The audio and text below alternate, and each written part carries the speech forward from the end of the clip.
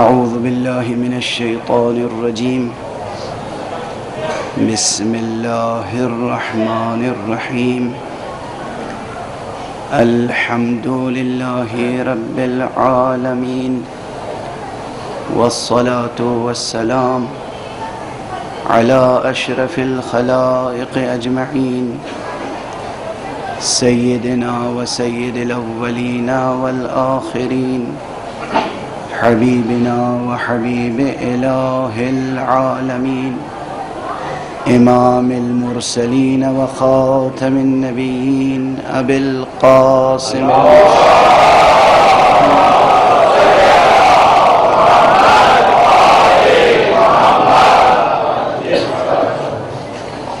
وعلى أهل بيته الطيبين الطاهرين الهداة المهديين المعصومين المظلومين، واللعنة الدائمة على أعداء الدين أجمعين. أما بعد، فقد قال الله تعالى عز اسمه في محكم كتابه ومتقن خطابه. بسم الله الرحمن الرحيم. الله لا إله إلا هو الحي القيوم، لا تأخذه سنة ولا نوم. صلوات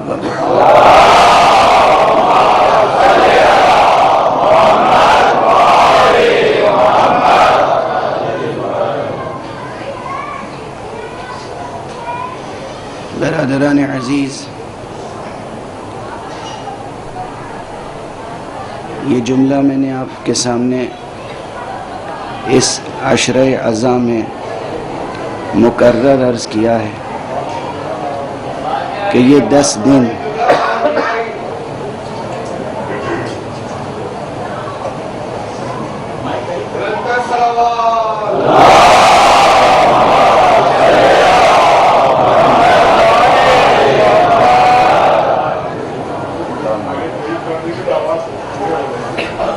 قریب ہے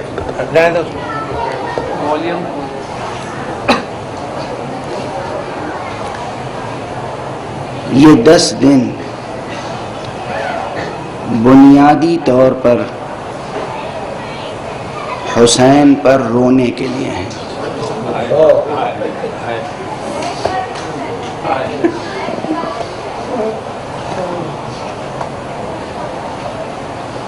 اور وہ بھی جب مجلس شام غریبہ ہو.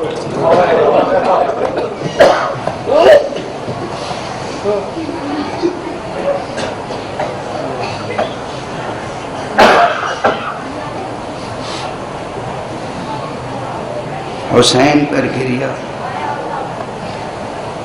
اصحاب حسین پر گریا، اہل بیت حسین پر گریا. یہ گریا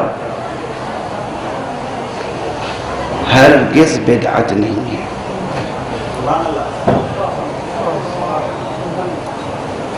یہ گریہ اس گریے سے مختلف نہیں ہے جس گریے کی قرآن مجید نے تعریف کی ہے، جس گریے کی قرآن مجید نے تائید فرمائی ہے. خشیت الہی میں گریہ، ذکر خدا میں گریہ، آیات قرآن مجید کی سماعت میں گریہ مومن کی علامتوں میں سے ہے. قرآن مجید نے مقام ستائش میں تعریف کرتے ہوئے اعلان کیا ہے کہ مومن کی پہچان یہ ہے کہ اس کے سامنے جب ہماری آیتیں تلاوت کی جاتی ہیں تو وہ بے اختیار گریہ کرتے ہیں. لفظی تلاوتوں کا بیان ہو، وحی مطلوع کا بیان ہو، قرآن صامت کی آیتوں کا بیان ہو، اگر اس وقت مومن بے اختیار گریہ کرتا ہے تو یہ کیسے ممکن ہے کہ قرآن ناطق کا بیان ہو اور گریہ نہ ہو؟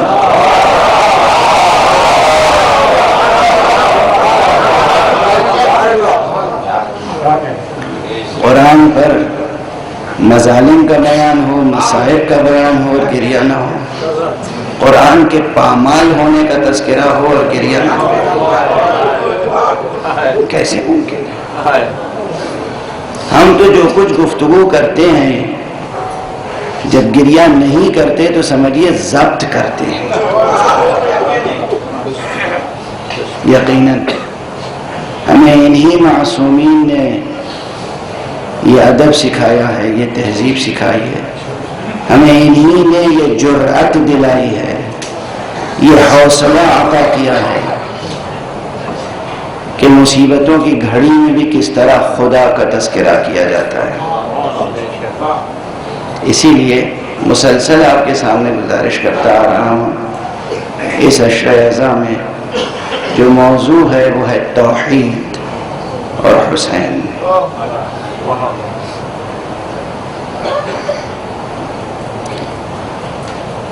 مجھے یاد آ رہا ہے کہ غالباً پہلی ہی تقریر میں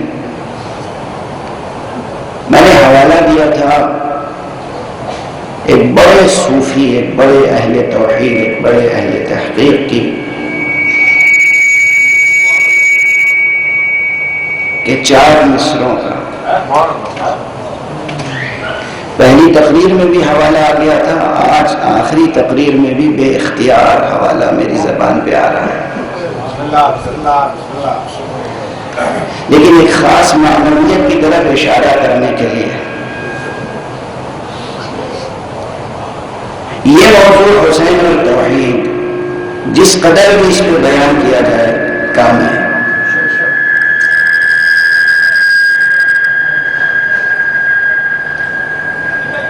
اگر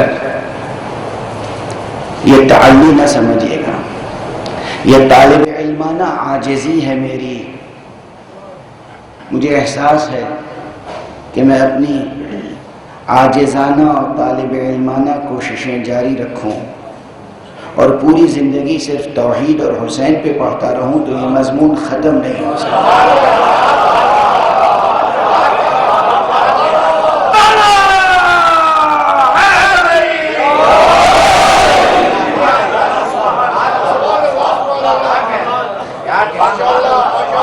ختم نہیں ہو سکتا یہ۔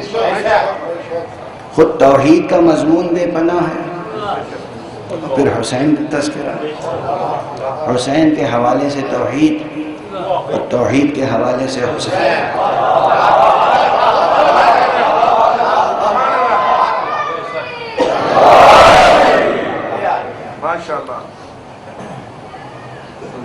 آپ بیدار ہیں، آپ کے لیے چند فقرے، چند اشارے کافی ہوں گے۔ وہ اہل توحید، وہ اہل تحقیق، وہ روحانی بزرگوار جن سے وہ 4 مصرے منسوب ہیں، حضرت خواجہ معین الدین چشتی، شاست حسین، بادشاہ است حسین۔ رباعی آپ کو یاد ہے، یہ 4 مصرے آپ کو یاد ہے۔ ان 4 مصروں میں 5 مرتبہ نام حسین آیا ہے۔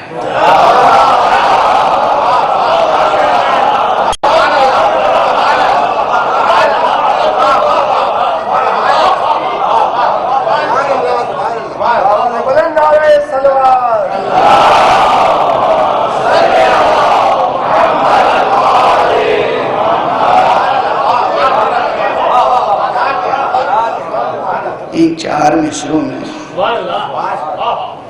5 مرتبہ نام مبارک حسین آیا ہے، مگر کس ترتیب کے ساتھ؟ ایک مصرے میں 2 بار آیا، مگر ایک مصرے میں جہاں نام یزید آیا وہاں نام حسین آیا۔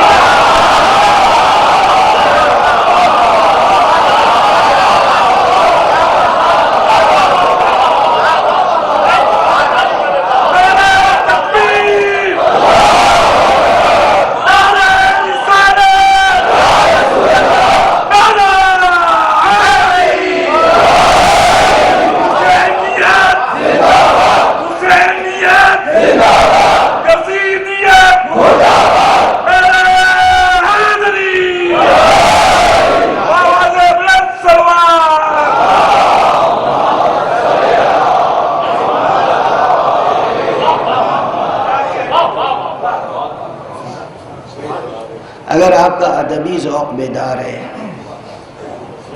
اگر آپ کی شاعرانہ حس بیدار ہے،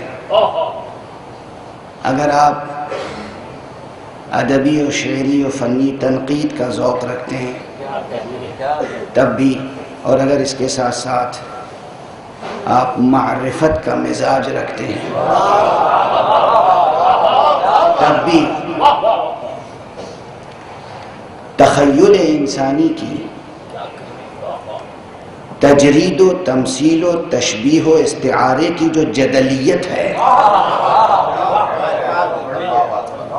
اگر اسے آپ تجرباتی سطح پر سمجھتے ہیں تو پھر میں عرض کروں کہ یہ 4 مصروں میں جو 5 مرتبہ نام حسین آیا ہے نا، ایک جگہ حسین محمد کے معنی میں ہے، ایک جگہ حسین علی کے معنی میں، ایک جگہ حسین زہرا کے معنی میں، ایک جگہ حسین حسن کے معنی میں، ایک جگہ حسین حسین کے معنی میں۔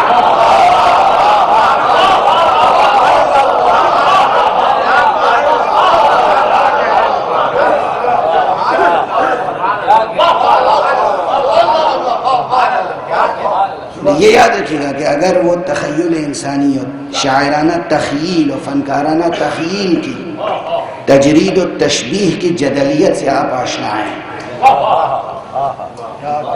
تو یہ بات سمجھ سکیں گے کہ کس طریقے سے بات کہی جاتی ہے۔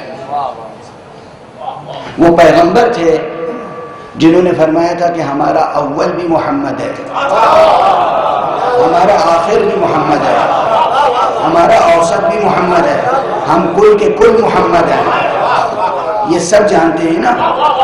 اسی کے ساتھ فرمایا تھا میں حسین سے ہوں، حسین مجھ سے ہے، اس کے معنی کیا ہے؟ ان کا اول بھی حسین ہے، ان کا آخر بھی حسین ہے، اوسط بھی حسین ہے، یہ کل کے کل محمد، یہ کل کے کل حسین۔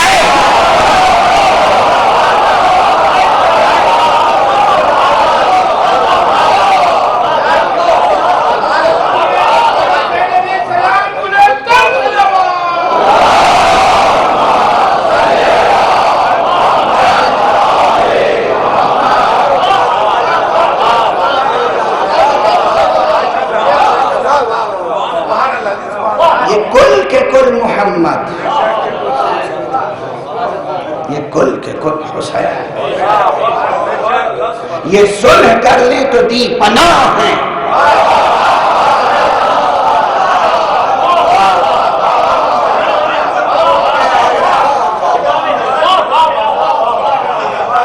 یہ حکومت ہاتھ میں لے لیں تو یہی دین ہے، یہ شہنشاہی کریں، یہ شاہی کریں تو علی ہیں، بادشاہی کریں تو محمد۔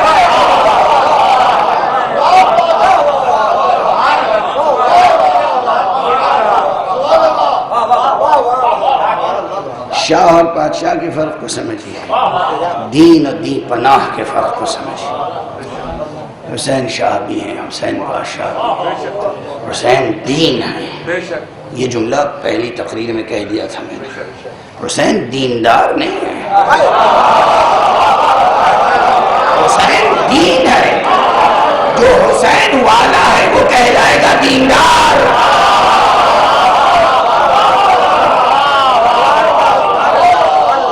حسین ہے دین، جو حسین والا ہے وہ دیندار، جو حسین والا نہیں ہے وہ کچھ بھی ہو سکتا ہے، دیندار نہیں۔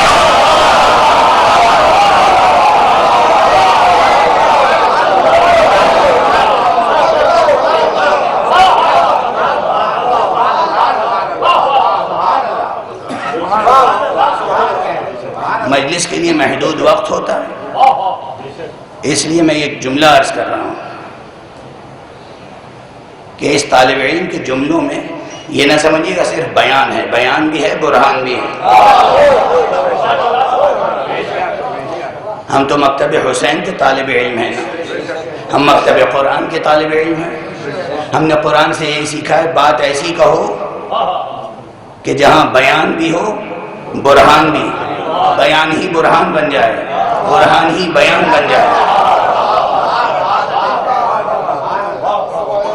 ہم جو کہہ رہے ہیں نا دین ہے حسین، جو حسین والا ہے وہ ہے دیندار، جو حسین والا نہیں ہے وہ کچھ بھی ہو سکتا ہے، دیندار نہیں ہو سکتا. اور اگر آپ ان مصروں کے خالق کی اس پاکیزہ صنعت پر غور فرمائیں کہ تیسرے مصرے میں جہاں نام یزید آیا وہاں نام حسین نہیں آیا، یہ اتفاقی بات نہیں ہے، یہ اتفاقی بات ہرگز نہیں ہے. اور یہیں سے میں ایک جملہ کہہ رہا ہوں، سمجھ لیجئے کہ اسلام کی دو روایتیں چل رہی ہیں، ایک ہے الہی اسلام، ایک ہے سیاسی اسلام.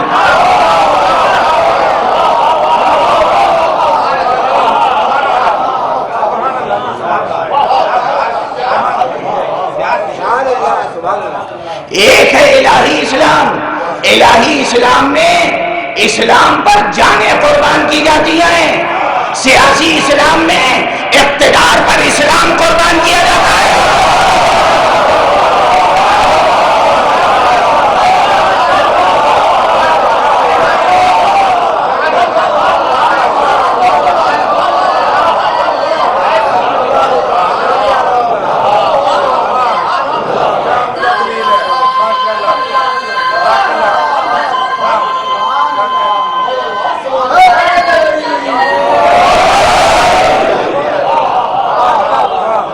چھوٹے چھوٹے جملے برہان چاہتے ہیں کیا دلیل کے محتاج ہیں؟ کیا استدلال پیش کرنے کی ضرورت ہے؟ تاریخ کو اچٹتی ہوئی نگاہ سے بھی پڑھ لیجئے. یہ دیکھیے اصول پر تخت و تاج چھوڑا کس نے؟ یہ دیکھ لیجئے کہ تخت و تاج لینے کے لیے اصول کو توڑا کس نے؟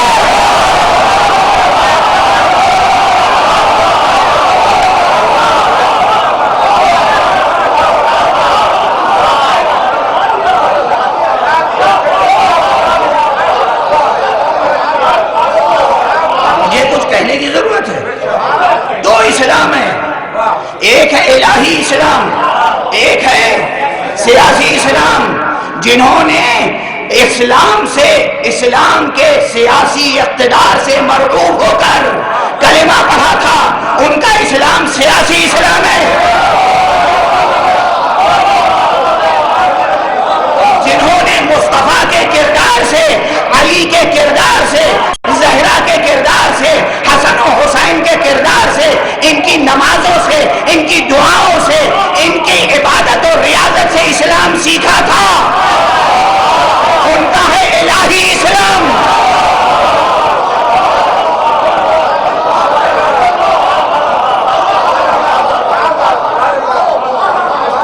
ان کا ہے الہی اسلام.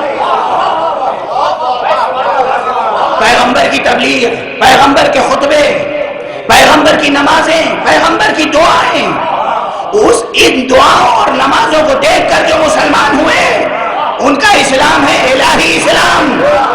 پیغمبر کا لشکر دیکھ کر جو مسلمان ہوئے،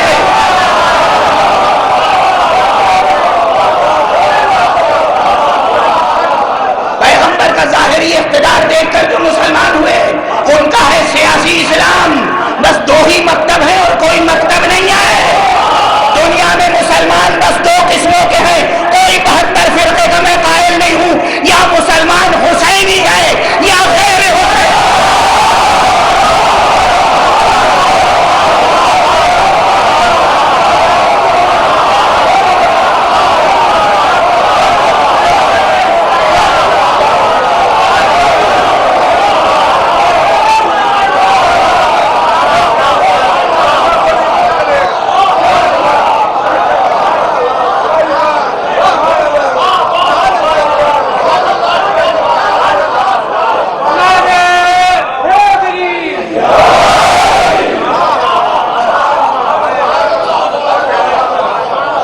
کتنے فرقے ہیں؟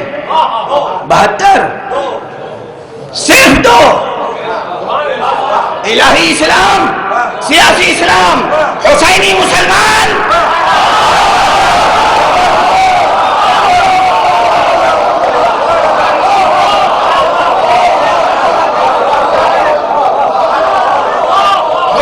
مسلمان کے مقابلے میں جو جی چاہے رکھ لیجئے، میں سنبھال کے کہہ رہا ہوں سیاسی مسلمان۔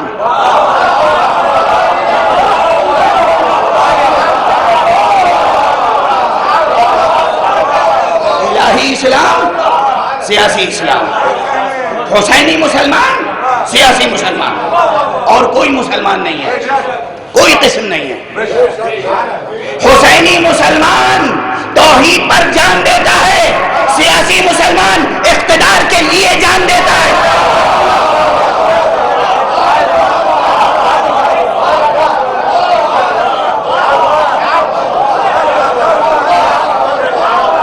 سیاسی اقتدار، تخت، تاج، خزانہ،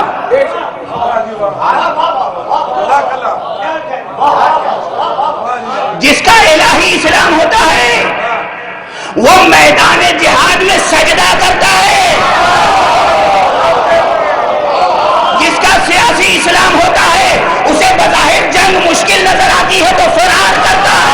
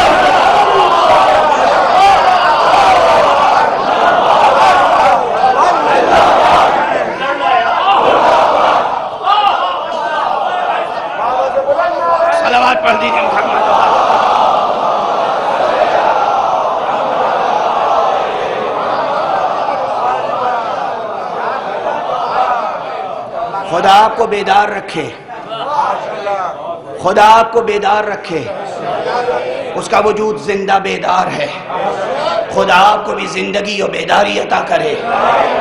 وہ لا تأخذہ سنۃ ولا نوم ہے، سو جانا ہمارا طبیعی جسمانی مادی تقاضا ہے، مگر اس کے باوجود اگر ہم قرآن سے وابستہ ہیں، اگر ہماری زبان پر آیت الکرسی کا ورد ہے، اگر ہم نے توحید مکتب حسین میں سیکھی ہے، اگر ہم نے حسین کا نام ورد زبان کیا ہے، تو ہم نے یہ ثبوت بھی دیا ہے کہ طول تاریخ میں سیاست نے کتنی ہی لوریاں دیں، ہمیں غفلت کی نیند نہیں آئی۔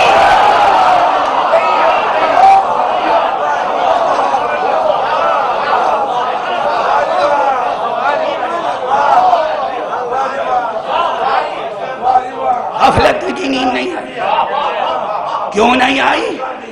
اس لیے کہ ہمیں معلوم تھا اور معلوم ہے کہ الہی اسلام کیا ہے، جوہر توحید کیا ہے، جوہر عبودیت کیا ہے۔ بندگی کے لیے ہم پیدا ہوئے ہیں، ہمارا کمال اقتدار یہ ہے کہ اللہ کے سامنے عاجزی کا کمال ظاہر کریں۔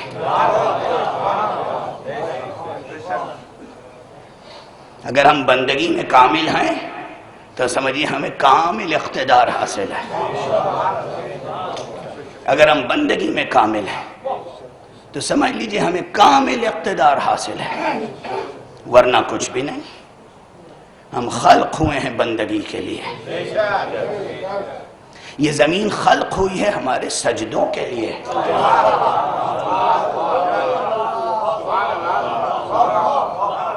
پیغمبر اکرم صلی اللہ علیہ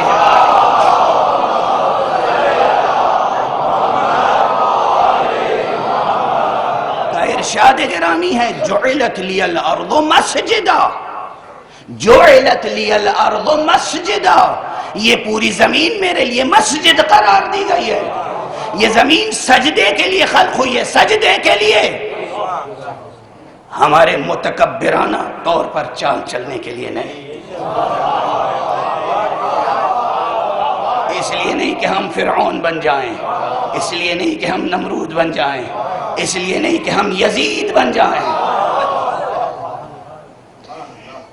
بہت واضح لفظوں میں گفتگو کر رہا ہوں، اس لیے ایک جملہ اور کہہ دوں. افسوس ہوتا ہے جب آج 21ویں صدی میں بھی کہیں سے یزید کو ڈیفینڈ کرنے کی کوشش ہوتی ہے.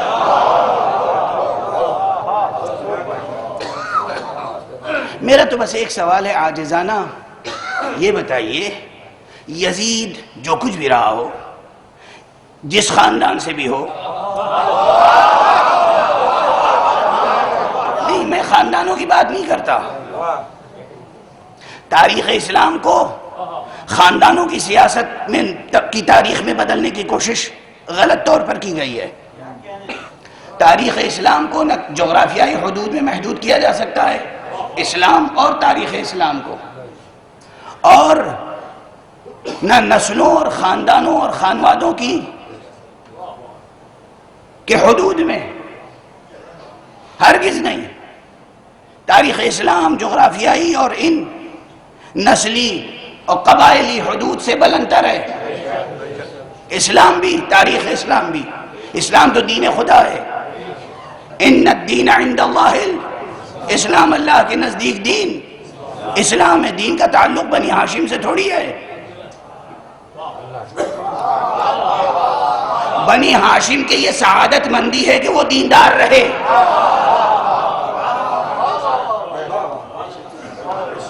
اور بہت سے قبائل ہیں جو دیندار رہے. مسئلہ یہ نہیں کہ یزید کس خاندان سے تھا، کیا تھا، کیا نہیں تھا. ایک سوال کا جواب دے دیجئے، اور وہ یہ ہے کہ یزید کا دفاع کر کے، یزید کو ڈیفینڈ کر کے توحید کی کیا خدمت ہو سکتی ہے.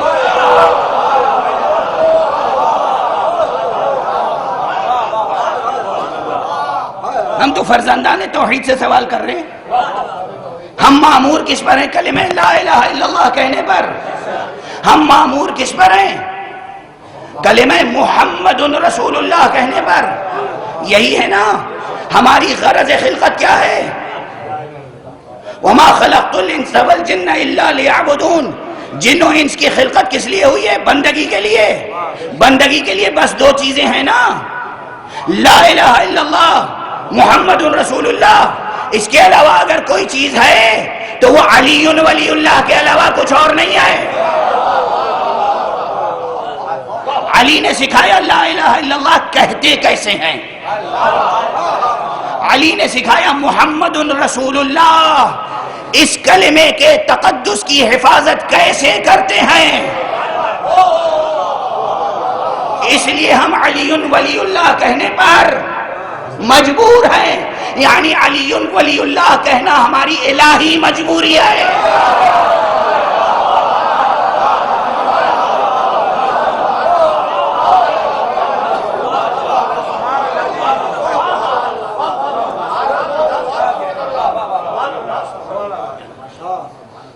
اگر ہمیں توحیدی زندگی بسر کرنی ہے، توحیدی فکر کے ساتھ، توحیدی عمل کے ساتھ، توحیدی اسلوب زندگی بسر کے ساتھ ہمیں زندگی بسر کرنی ہے، اگر ہمیں الحی القیوم کا کلمہ پڑھنا ہے اور زندگی کا کچھ ثبوت فراہم کرنا ہے، تو ہمیں علی کا دامن تھامنا پڑے گا، علی کی مدد لینی پڑے گی. لیکن یہ بتا دیجئے کہ یزید کو ڈیفینڈ کر کے توحید کی کیا خدمت ہو سکتی ہے؟ یزید کو ڈیفینڈ کر کے مقام ختم نبوت کو کس طریقے سے آپ مدد پہنچا سکتے ہیں؟ وہ جو کہہ رہا ہو لعبت بنو ہاشم بالملک فلا، ارے بنو ہاشم نے ایک سیاسی کھیل کھیلا تھا، ورنہ نہ کوئی ملک نازل ہوا نہ کوئی وحی نازل ہوئی۔ جو وحی کا انکار کر رہا ہو، نبوت کا انکار کر رہا ہو، اس کو ڈیفینڈ کر کے مقام ختم نبوت کی خدمت کیا ہو سکتی ہے؟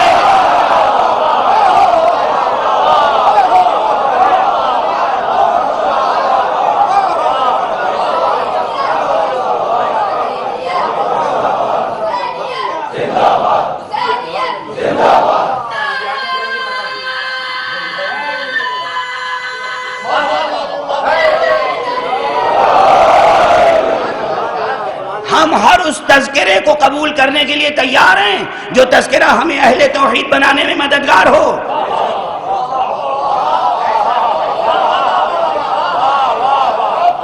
ہم ہر اس تذکرے کو قبول کرنے کے لیے تیار ہیں جو ہمیں لا الہ الا اللہ تک پہنچائے، جو ہمیں محمد رسول اللہ تک پہنچائے۔ ہر اس تذکرے کے لیے ہم تیار ہیں، مگر جو لا الہ الا اللہ تک نہ پہنچائے، لا الہ تک پہنچائے الا اللہ نہ سکھائے،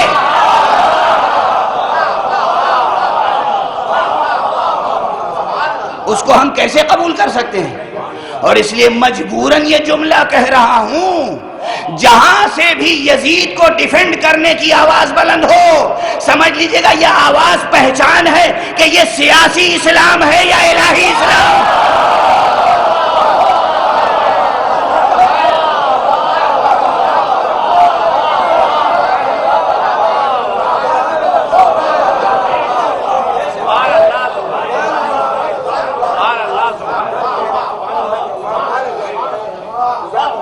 الہی اسلام کبھی اصول نہیں تبدیل ہوتا، اس میں وہی بات جو علامہ اقبال نے کہی ہے، حقیقت ابدی ہے مقام شبیری، بدلتے رہتے ہیں انداز کوفی و شامی، بدلتے رہتے ہیں انداز کوفی و شامی۔ یہ مصرع دونوں طرح درست ہے، اور پہلا مصرع وہ اپنی جگہ درست، حقیقت ابدی ہے مقام شبیری۔ کیوں حقیقت ابدی ہے؟ بظاہر حسین پیدا ہوئے 3 شعبان امام کی ولادت کی تاریخ، 10 محرم امام کی شہادت کی تاریخ۔ امام کی زندگی میں بیماری کا بھی تذکرہ ملتا ہے، یہ اور بات ہے کہ ان کی بیماری بھی سورہ حلقہ کے نزول کا سبب بنتی ہے۔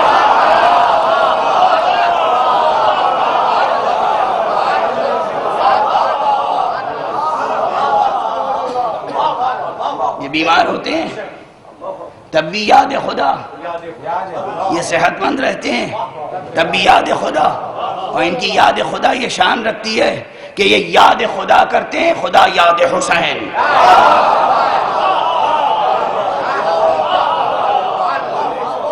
شان محمد یہی ہے، شان علی یہی ہے، شان حسن و حسین یہی ہے، شان زہرا رہی یہی ہے۔ یہ اس کی یاد کرتے ہیں، وہ ان کی یاد کرتا ہے، اسی لیے تو ان کی شان میں آیتیں نازل ہوتی ہیں۔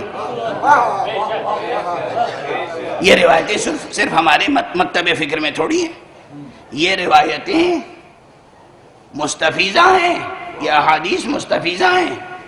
بعض روایتیں حد تواتر کو پہنچی ہوئی ہیں کہ آیتیں نازل ہوئیں، کس کی شان میں؟ اہل بیت پیغمبر کی شان میں۔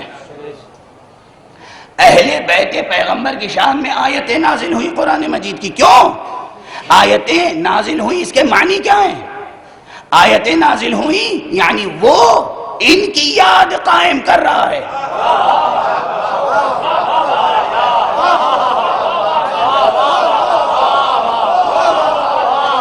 انہوں نے دعائیں کی، انہوں نے مناجاتیں کی، انہوں نے قربانیاں کی، اس کی یاد کو قائم کرنے کے لیے اس نے آیتیں نازل کر دی، ان کی یاد کو قائم کرنے کے لیے۔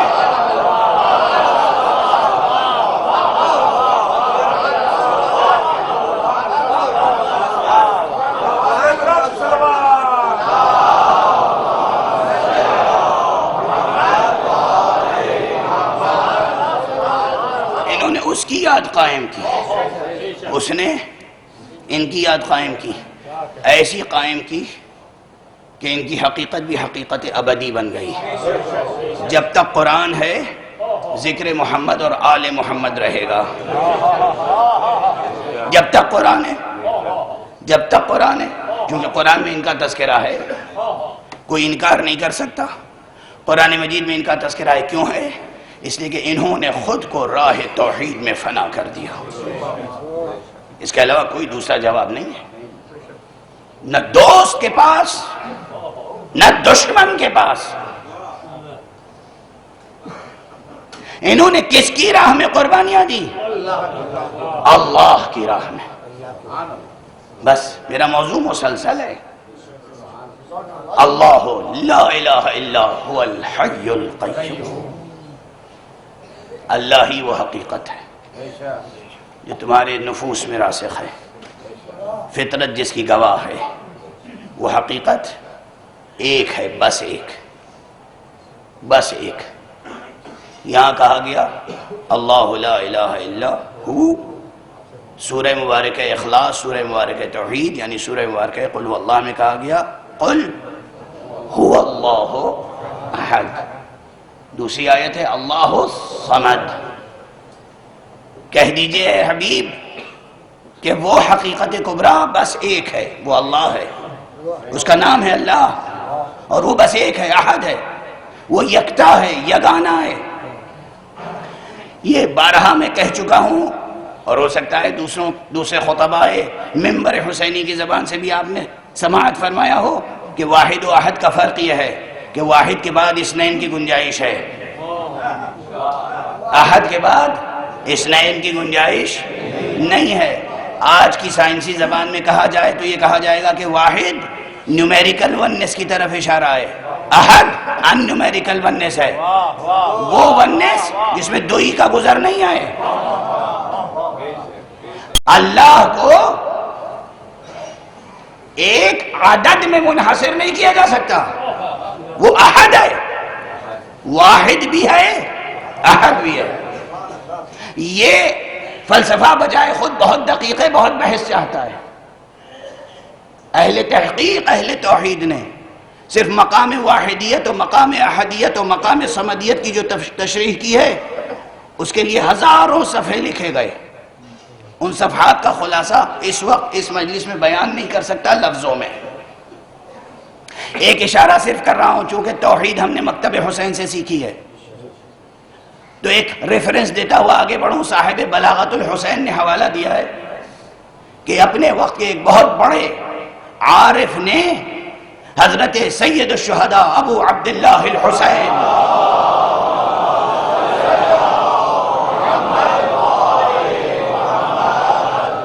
علیہ السلام کی خدمت میں خط لکھا ہے، اور اس میں لکھا ہے کہ ہمیں سب کچھ سمجھ میں آ گیا، یہ لفظ صمد کے معنی سمجھ میں نہیں آتے، قرآن صامت کو قرآن ناطق ہی سمجھا سکتا ہے، صمد کے معنی سمجھ میں نہیں آتے تو کوئی اور نہیں سمجھائے گا، حسین بتائیں گے، حسین جو منطق قرآن سے واقف ہیں، حسین جو اسلوب قرآن سے واقف ہیں، اسلوب قرآن، لہجہ قرآن، حسین جو زندہ ڈکشنری ہیں قرآن کی۔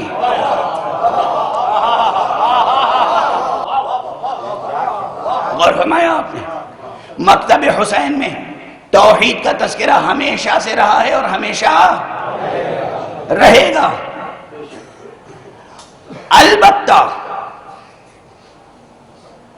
یہ فرق بھی اشارہ پہلی ہی تقریر میں کیا تھا، پھر گفتگو آگے بڑھتی رہی مختلف زاویوں سے، مگر عرض کر رہا ہوں کہ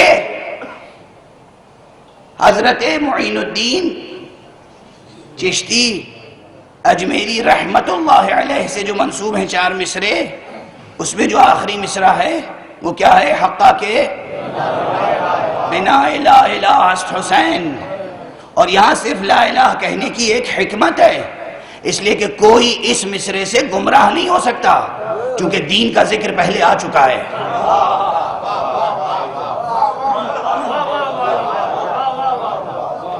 دوسرے مصرے میں دین کا ذکر آ چکا، دین است حسین، دی پناہ است حسین.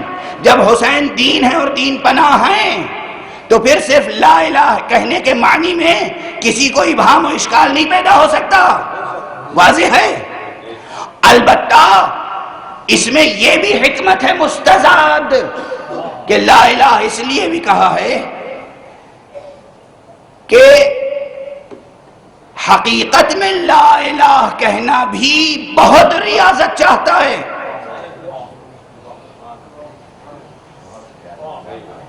بہت ریاضت چاہتا ہے. گزارش کر چکا ہوں، صرف تذکر ہے، یاد دہانی ہے. اس لیے کہ البتہ یہ آیتیں حوالے میں پیش نہیں کی تھیں جو اس وقت جن کی طرف اشارہ کر رہا ہوں، کہ جب قرآن مجید نازل ہوا اور پیغام توحید پیغمبر اکرم صلی اللہ علیہ وآلہ وسلم لے کر آئے، اس وقت بھی وہ کفار، وہ مشرکین، وہ شعراء زمانہ جاہلیت وہ لفظ اللہ سے آشنا تھے، لفظ اللہ سے آشنا تھے. اس سے بھی آشنا تھے کہ خالق ایک ہی ہے. قرآن مجید میں اس کی نظیریں موجود ہیں. سورہ مبارکہ عنکبوت میں ارشاد الہی ہے وَلَئِن سَأَلْتَهُمْ مَنْ خَلَقَ السَّمَاوَاتِ وَالْأَرْضِ وَسَخَّرَ الشَّمْسَ وَالْقَمَرَ لَيَقُولُنَّ اللَّهُ. اگر آپ ان سے پوچھیں، انہی سے پوچھیں کہ کون ہے من خلق السماوات والارض، کس نے آسمانوں کو پیدا کیا، کس نے زمین کو پیدا کیا، وسخر الشمس والقمر، کس نے آسمان اور کس نے سورج اور چاند کو مسخر کیا، لیقولن اللہ، یہ بے شک کہیں گے کہ اللہ ہے. یعنی خالق کائنات کے طور پر بھی، مدبر کائنات کے طور پر بھی، تسخیر تدبیر ہے، تسخیر تدبیر ہے. قرآن کی آیت ہے کہ ان سے پوچھئے یہ کہیں گے اللہ، لیقولن اللہ. اس کے بعد پھر اسی سورہ میں غالباً یہ آیت بھی ہے کہ وَلَئِن سَأَلْتَهُمْ مَن نَزَّلَ مِنَ السَّمَاءِ مَاءً فَأَحْيَا بِهِ الْأَرْضَ مِن بَعْدِ مَوْتِهَا لَيَقُولُنَّ اللَّهُ. اگر آپ ان سے یہ پوچھیں کہ وہ کون ذات ہے جس نے آسمان سے پانی برسایا اور مردہ زمین کو مر جانے کے بعد زندہ کیا، یہ کہیں گے اللہ.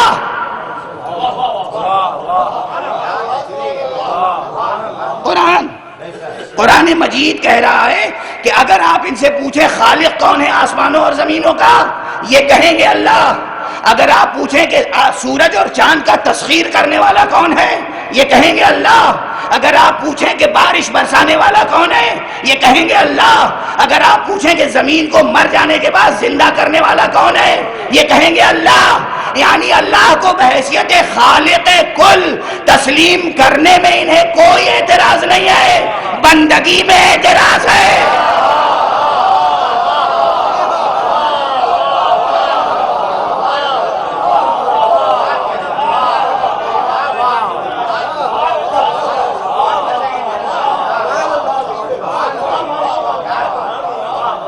اگر معلوم ہے اللہ کو، اللہ اعلان فرما رہا ہے کہ آپ ان سے پوچھئے کہ خالق کون ہے آسمانوں اور زمین کا، یہ کہیں گے اللہ. تو یہ تو اللہ کے معترف ہیں، پھر اللہ نے نبی کو کیوں بھیجا؟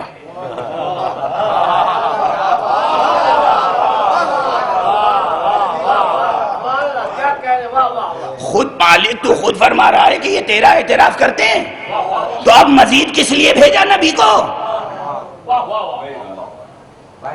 خالق کے طور پر تجھے قبول کرتے ہیں اور تیرے اسی نام سے، نام بھی نہیں بدلا. لَيَقُولُنَّ اللہ، اللہ اللہ، یہ سب کے سب کہیں گے اللہ. یعنی یہ بت پرست، یہ مشرک، یہ کافر، یہ جو لات و حبل و عزا وغیرہ وغیرہ وغیرہ، یہ اتنے بتوں اور خداؤں کو کی پرستش کرتے ہیں، بندگی کرتے ہیں، یہ سب کہیں گے زمینوں کا خالق اللہ، آسمانوں کا خالق اللہ، سورج کو تسخیر کرنے والا اللہ، چاند کو تسخیر کرنے والا اللہ، پانی برسانے والا اللہ۔ جب یہ تیرا ہر قدم پہ نام لے رہے ہیں، تیرا اعتراف کر رہے ہیں، تیرا انکار نہیں کر رہے ہیں، تو رسول کو کس لیے بھیجا؟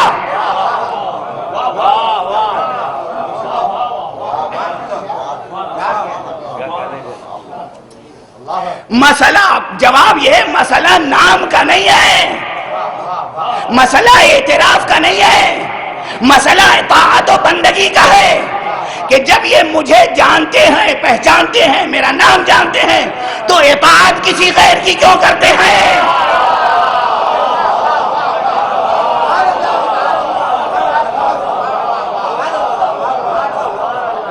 پیغمبر تشریف لائے تھے اس میں مبارک اللہ سکھانے کے لیے نہیں، لا الہ الا اللہ سکھانے کے لیے۔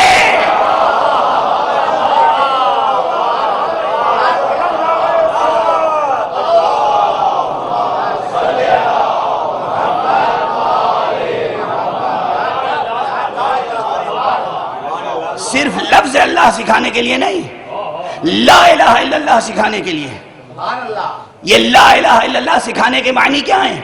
جب تمہیں معلوم ہے کہ خالق وہ ہے، معبود ہے کہ بارش برسانے والا وہ ہے، معبود ہے کہ معلوم ہے کہ مردہ زمین کو زندہ کرنے والا وہ ہے، مردہ زمین کو زندہ کرنے کے معنی کیا ہیں؟ یعنی زمین کو زرخیز بنانے والا وہ ہے، یعنی زمین سے گیہوں اور جو اگانے والا وہ ہے، یعنی رزق دینے والا تمہیں وہ ہے۔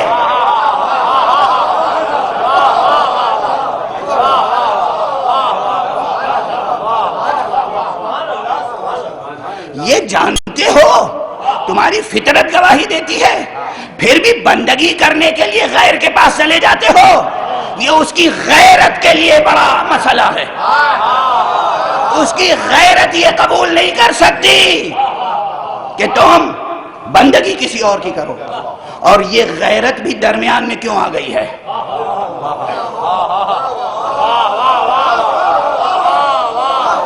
یاد رکھنا، یہ بیان توحید، خدا اپنی توحید کے اعتراف کا بھی نیاز مند نہیں ہے۔ اگر تم کسی غیر کی بندگی کر کے سر بلند ہوتے تو خدا بندگی سے نہ روکتا، غیر کی بندگی کر کے چونکہ تم ذلیل ہو رہے ہو، وہ یہ برداشت نہیں کر سکتا کہ اس کے بندے ذلیل ہو جاؤ۔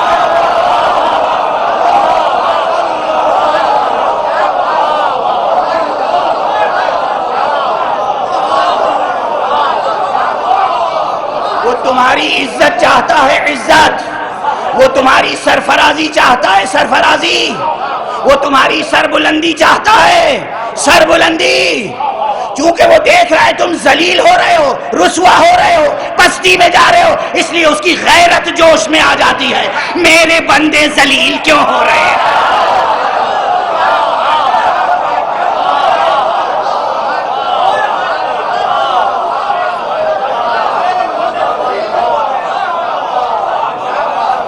یہ بالکل ایسا ہی ہے، مثال لیتے جائیے، یہ بالکل ایسا ہی ہے جیسے کوئی غیور باپ، کوئی غیور ماں، کوئی شفیق باپ، شفیق ماں، بیٹے نالائق ہو جائیں، باپ کا انکار کر دیں، گھر سے نکل جائیں۔ اگر وہ بیٹے خوشحال نظر آئیں گے نا تو آپ اکثر ماں باپ کو کہتے ہوئے سنیں گے، ٹھیک ہے ہماری قدر نہیں کرتا مگر ہم نے دل پہ پتھر رکھ لیا ہے، ہم اس میں خوش ہیں کہ وہ خوش تو ہے۔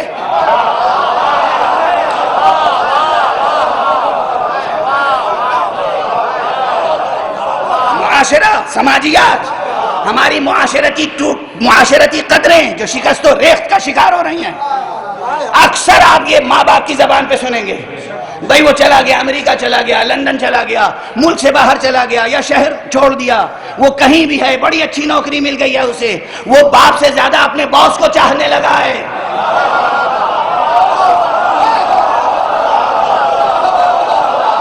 باپ بیمار پڑا تو بیٹا بیمارستان میں، ہاسپٹل میں دیکھنے کے لیے بھی نہیں آیا، لیکن باس بیمار پڑ گیا، کمپنی کا مالک، تو بیٹا 24 گھنٹے ہاسپٹل میں موجود رہا۔ باپ کو یہ بات بری لگتی ہے مگر جب دیکھتا ہے رزق سے تو لگا ہوا ہے نا، روزی روٹی تو کما رہا ہے، خوش تو ہے، بھوکا تو نہیں مر رہا ہے، ذلیل تو نہیں ہے، باپ کہتا ہے میں خوش ہوں، بیٹا سلامت تو ہے۔ لیکن اگر یہ بیٹا باپ سے جدا ہو کر ذلیل نظر آئے، کہیں سڑک کے کنارے پڑا ہوا نظر آئے، بھوکا نظر آئے، دوسرے کی تعریف کرے، پھر بھی جس کی تعریف کرے وہ ایک لقمہ کھانے کو نہ دے، تو یہ باپ جائے گا بیٹے میں تیرا باپ ہوں، میں تجھے بھوکا نہیں دیکھ سکتا۔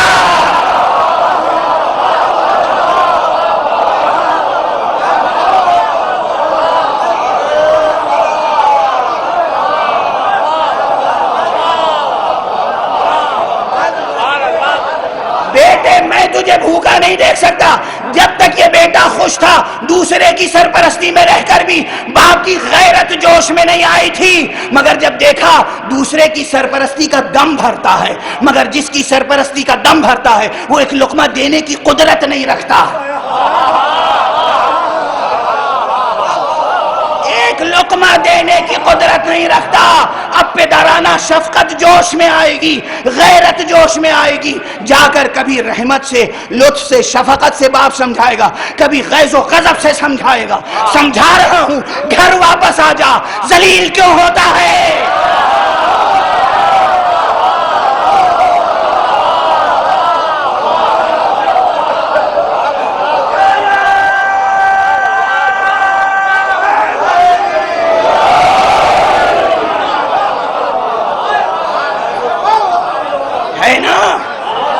ہے نا یہ بات؟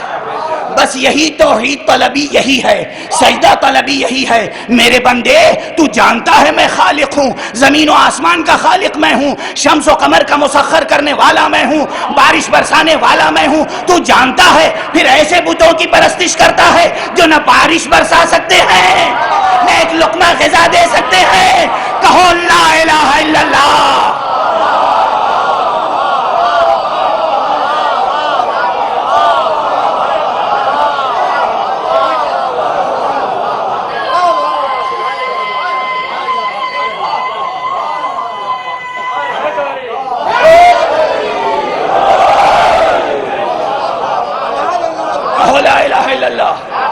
اور اسی لیے اللہ جب کہیں ادھر ادھر کوئی جاتا ہے، جب ادھر ادھر کوئی جاتا ہے جہاں ذلت کا سامنا ہو، جہاں ذلت کا سودا ہو، جہاں ذلت کا خسارے کا سودا ہو، وہاں اللہ توحید یاد دلاتا ہے۔ لیکن اللہ نے ایسے بندے بھی پیدا کیے ہیں جو ہیں بندے خدائی شان رکھنے کے باوجود جب بھی کوئی ان کے پاس آتا ہے تو سجدہ کرواتے ہیں، کلمہ پڑھواتے ہیں۔ آنے والا کہتا ہے ہم تو آپ کو خدا سمجھتے ہیں، کہتے ہیں نہیں میں بھی سجدہ کرتا ہوں، تم بھی سجدہ کرو، میں بھی اس کا کلمہ پڑھتا ہوں، تم بھی اس کا کلمہ پڑھو، میں بھی بندہ ہوں، تم بھی بندے ہو، میں بھی غذا کھاتا ہوں، تم بھی غذا کھاتے ہو۔ پیغمبر اکرم کا یہ جملہ یاد ہے نا، انا آکل کما یاکل الفقیر واجلس کما یجلس الفقیر، میں ایسے کھانا کھاتا ہوں جیسے ایک فقیر کھانا کھاتا ہے، میں ایسے زمین پر بیٹھتا ہوں جیسے ایک فقیر نادار زمین پر بیٹھتا ہے۔ ورنہ مصطفیٰ جب چاہتے ہر وقت ان کی غذا بہشت سے آتی۔ اگر عیسیٰ کے لیے ایک بار دسترخوان آ سکتا ہے تو محمد کے لیے 1000 بار دسترخوان آ سکتا ہے۔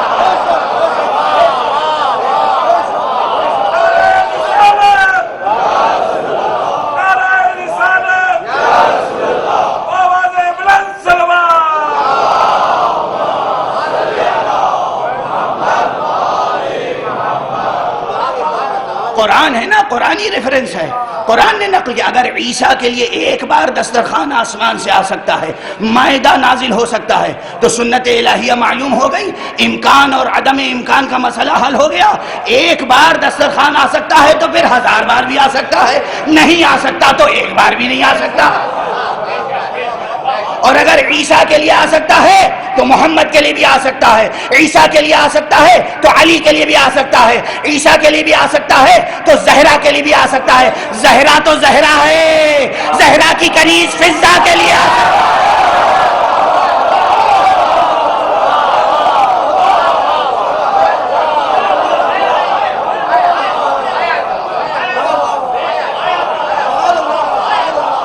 زہرا تو زہرا ہے،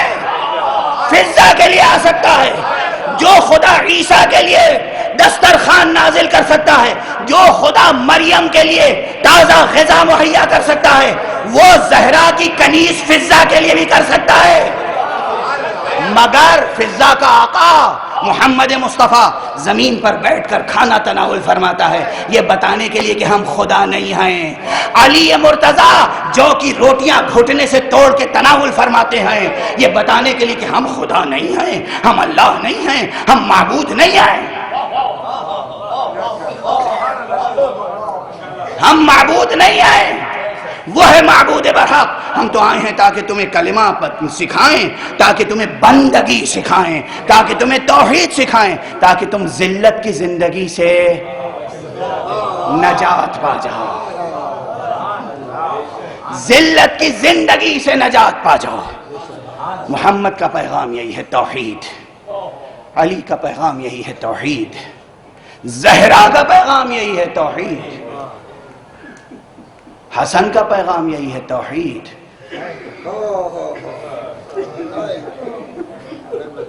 حسین کا پیغام یہی ہے، توحید۔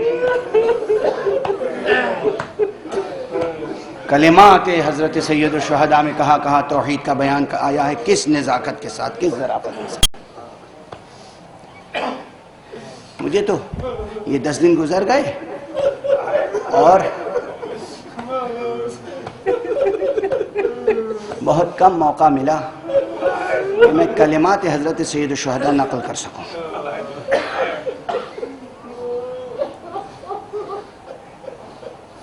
اس آیت الکرسی کی بھی پوری تفسیر مکمل نہیں ہو سکی، زندگی رہی تو آئندہ، لیکن اس جملے کو یاد رکھیے گا، اس آیت کی تفسیر کی شان یہ ہے کہ جس جلال و جمال کے ساتھ یہ ذات حق، ذات صمد کا تعارف کراتی ہے، اسی ظرافت و لطافت و نزاکت کے ساتھ اس کے ان بندوں کا بھی تعارف کراتی چلتی ہے جو اس کی توحید کے محافظ ہیں، جو اس کے امانت دار ہیں، جس کو اس نے اپنی طرف سے شفاعت کا اذن دیا ہے۔ بس اب وقت نہیں ہے، وقت بھی نہیں ہے، اور میرے سینے میں طاقت بھی نہیں ہے۔ ان کا تذکرہ کرنے کے لیے بڑی طاقت چاہیے۔ سرکار سید الشہداء، اسی آیت الکرسی میں 2 مقامات ہیں، بس اب سن لیجئے تفصیل، اور اس میں جو لطافتیں ہیں اور جو نکات ہیں ان کا بیان کبھی اور۔ ایک مقام ہے جہاں علم الہی کا بیان ہے کہ اللہ کو ہر شے کا علم ہے، یعلم ما بین ایدیہم وما خلفہم ولا یحیطون بشیء من علمہ الا بما شاء۔ کسی کو وہ ہر شخص کے متعلق، ہر فرد کے متعلق، پوری کائنات کے متعلق مکمل علم رکھتا ہے۔ کیا رکھتا ہے؟ مکمل علم۔ ان کے پیچھے کیا ہے اس کا بھی علم رکھتا ہے، ان کے آگے کیا ہے اس کا بھی علم رکھتا ہے۔ یعنی اگر کسی ایک فرد موجود کو تصور میں لائیں تو اس کے پیچھے جو سلسلہ علل ہے اس کا بھی اللہ کو علم ہے، اس کے آگے جو معلولات کا سلسلہ ہے اور آثار کا، اس کا علم بھی پروردگار کو ہے۔ توجہ ہے، ایک یہ مقام علم کا۔ دوسرا ایک بہت اور نازک مقام ہے، من ذا الذی یشفع عندہ الا باذنہ۔ کون ہے جو اس پروردگار کے حضور میں پہنچ کر کسی کی شفاعت کر سکے مگر وہ جسے خود اس نے اذن دیا ہو۔ یہ دونوں جگہ ایک مگر کیوں لگا ہوا ہے؟ اس لیے کہ کچھ ایسے ہیں جنہیں اس نے اپنی مشیت سے علم دیا ہے، کچھ ایسے ہیں جنہیں اس نے شفاعت کا اذن دیا ہے۔ اس نے علم بھی دیا ہے، اس نے شفاعت کا اذن بھی دیا ہے۔ علم کسے دیا ہے یہ کیسے معلوم ہوگا؟ اس کی ایک سادہ سی پہچان ہے، وہ ذات مقدس جو آنے والے واقعات کو بے کم و کاست بتا دے۔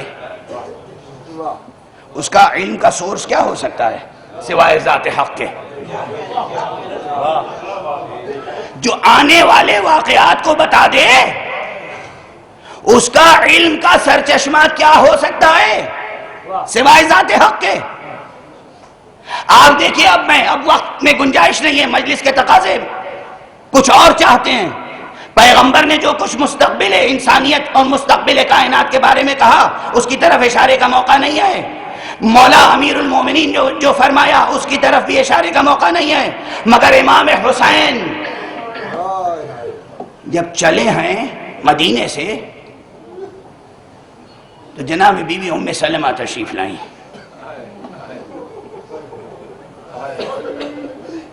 اور رخصت ہوتے وقت خود حسین ان کی خدمت میں بھی تشریف لے گئے۔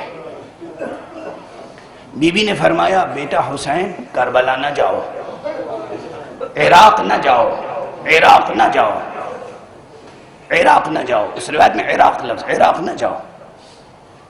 معلوم ہے امام نے جواب میں کیا کہا؟ یا امہ انا اعلم انی مقتول مذبوح ظلما۔ مادر گرامی، میں جانتا ہوں کہ میں از راہ ظلم قتل کیا جاؤں گا، ذبح کیا جاؤں گا۔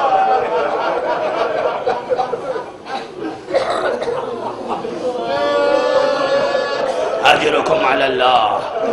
یہ حسین کہاں سے جانتے ہیں؟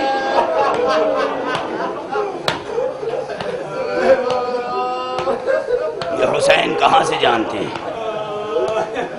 یہی فقرے ہیں، ہزارہ بار آپ نے سنے ہوں گے، لیکن اس کانٹیکس میں دیکھیے، ایک طرف قرآن مجید کہہ رہا ہے کہ کوئی اس کے علم کا احاطہ نہیں کر سکتا الا بما شاء، مگر وہ جس کو اللہ چاہے۔ اور ادھر یہ مستقبل کی باتیں بتا رہے ہیں۔ اور صرف یہی نہیں کہ مجھے معلوم ہے میں قتل کیا جاؤں گا، انہیں معلوم ہے اکبر بھی قتل کیا جائے گا، انہیں معلوم ہے اصغر بھی قتل کیا جائے گا، انہیں معلوم ہے، انہیں یہ بھی معلوم ہے الا بما شاء۔ شاء لفظ شاء یاد رکھیے گا، اس شاء اور یشاء کو سن لیجئے۔ امام سے جب کہنے والوں نے کہا، آپ بارہا سنتے رہتے ہیں، امام سے جب کہنے والوں نے کہا آقا جانا ہی ہے، فیصلہ کر لیا ہے، آپ اپنا فیصلہ تبدیل نہیں کرنا چاہتے، عراق جانا چاہتے ہیں، آپ تشریف لے جائیں، اہل حرم کو نہ لے جائیں،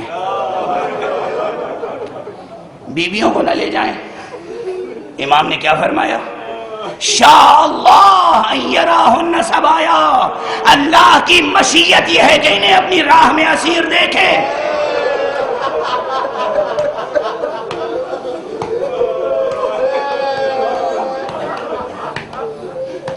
اجرکم علی اللہ۔ اللہ کی مشیت یہ ہے کہ وہ انہیں اسیر دیکھے۔ جب دو صفتیں ساتھ ساتھ بیان ہوں اور ایک صفت کا سراغ مل جائے تو دوسری صفت کی موجودگی کا یقین خود بخود پیدا ہو جاتا ہے۔ جب ہم نے یہ دیکھ لیا کہ اللہ نے علم انہیں دیا ہے تو یہ یقین خود بخود پیدا ہو جاتا ہے کہ یقیناً حق شفاعت بھی انہیں کو دیا ہے۔ انہیں اللہ نے علم دیا ہے، انہیں کو اللہ نے حق شفاعت دیا ہے۔ مگر عزیزو، یہ حق شفاعت معمولی قیمت پہ نہیں دیا ہے۔ میں مجبور ہوں، میری زبان میں اور کوئی لفظ سامنے نہیں آ رہا ہے، نظر نہیں آ رہا، میں نے قیمت کا لفظ استعمال کر لیا۔ کیا قربانیاں حسین نے پیش کی ہیں تو اذن شفاعت حاصل فرمایا ہے، یہ حق شفاعت حاصل فرمایا ہے۔ اللہ اکبر۔ یہ اس روایت میں بھی ہے جو روایت ہم تک پہنچی ہے مدرسہ اہل بیت سے، کہ پیغمبر نے خود فرمایا تھا جب 27ویں اور 28ویں رجب کی درمیانی شب میں، درمیانی رات میں حسین قبر پیغمبر پہ تشریف لے گئے اور کہا نانا اب میرا مدینے میں رہنا مشکل ہو گیا ہے۔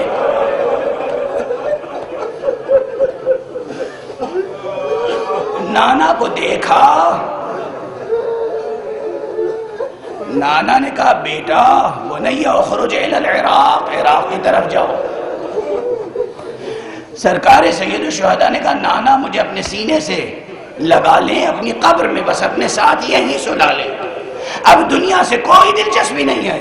اس وقت پیغمبر نے فرمایا بیٹا حسین اگر تم نے یہ قربانیاں نہیں دی تو اللہ تمہیں حق شفاعت کیسے عطا کرے گا؟ حق شفاعت تمہارے لیے محفوظ ہے، حق شفاعت تمہارے لیے محفوظ ہے، مگر اس راہ سے گزرنا ہوگا۔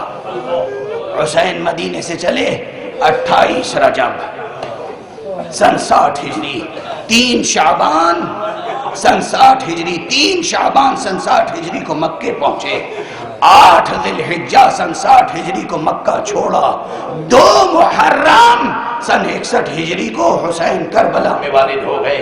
یہ تمام واقعات بتفصیل آپ کے پیش نظر ہیں، میں صرف یاد دلا رہا ہوں۔ اور آج یہ مجلس کون سی مجلس ہے؟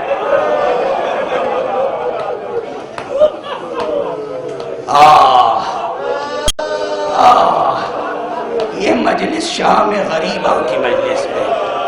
شام غریبہ کے معنی کیا ہیں؟ شام غریبہ کے معنی ہے حسین ذبح ہو چکے۔ شام غریبہ کے معنی یہ ہیں کہ 6 ماہ کا اصغر یا سال بھر کی جان شیرخوار اصغر اپنے گلو خشک پر، خشک گلے پر تیرے سے شعبہ کھا کر ذبح ہو چکا۔ شام غریبہ کے معنی یہ ہیں کہ قاسم زندہ گھوڑوں کی ٹاپوں سے پامال ہو چکے۔ شام غریبہ کے معنی یہ ہیں کہ اکبر اپنے سینے پر برچھی کا پھل کھا کر ایڑیاں رگڑ رگڑ کے دم توڑ چکے۔ اجرکم علی اللہ۔ شام غریبہ کے معنی یہ ہے کہ زینب کے سر پہ چادر نہیں ہے۔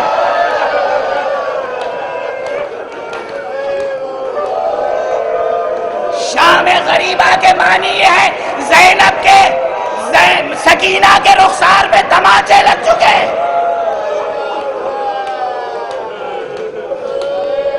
اجرکم علی اللہ، اجرکم علی اللہ۔ وقت ختم ہو گیا، مجلس تمام ہو چکی۔ مال مجلس آپ کا گریا ہے، مجلس تمام ہو چکی۔ شام غریبہ ہے، شام غریبہ۔ اس شام غریبہ میں ہو کا عالم ہے، سناٹا ہے۔ غور سے سنیے، شب عاشور اور شام غریبہ میں ایک فرق ہے۔ شب عاشور حر نے غور سے سنا تو چھوٹے چھوٹے بچوں کی آواز آ رہی تھی، الاتش الاتش الاتش۔ شام غریبہ سسکیوں کی آوازیں ہیں، گریے کی آوازیں ہیں، اور سسکیوں اور گریے کی آوازوں کے درمیان اگر کوئی آواز ہے تو حسین کا بیٹا امام توحید، امام توحید، امام توحید، امانت دار لا الہ الا اللہ، سید الساجدین، جلے ہوئے خیموں کی راک کے درمیان سجدہ کر کے کہہ رہے ہیں لا الہ الا اللہ حقا حقا، لا الہ الا اللہ ایمانا و تصدیقا، لا الہ الا اللہ عبودیتا و رقا، سجدت لک یا رب